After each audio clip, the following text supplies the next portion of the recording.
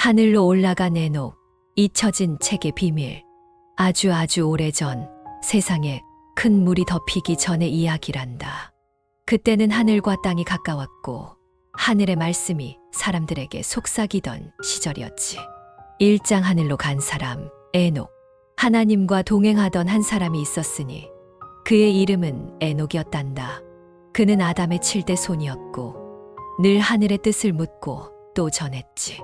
그러던 어느 날 에녹은 죽음을 보지 않고 하늘로 올라갔단다.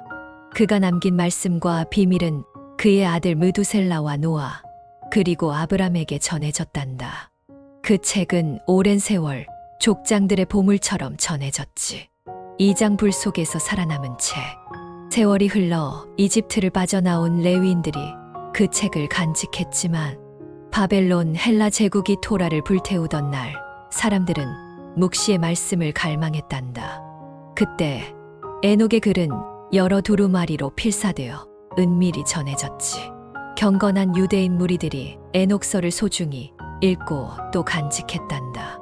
그러나 시간이 지나자 그 책은 사람들의 기억에서 점점 사라졌단다.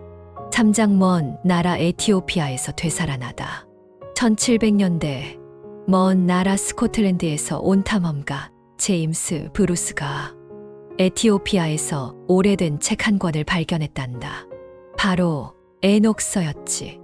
에티오피아 교회는 이 책을 성경처럼 소중히 여겨왔고 그제야 유럽 사람들은 이 오래된 예언의 책을 다시 보게 되었단다.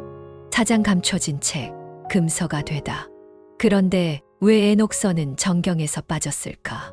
그건 유대 랍비들이 걱정했기 때문이었단다.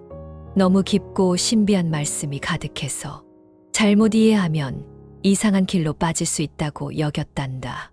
랍비인 시몬 벤 요하이는 말했어.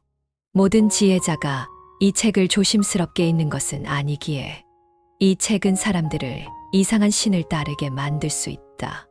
5장 다시 빛을 본 에녹서. 하지만 1952년 사해 근처의 동굴에서 오래된 두루마리가 발견되었지. 그 속에는 아람어로 된 에녹서도 있었단다. 학자들은 깜짝 놀랐고 에녹서를 다시 연구하기 시작했지. 6장 에녹 유대교의 부활.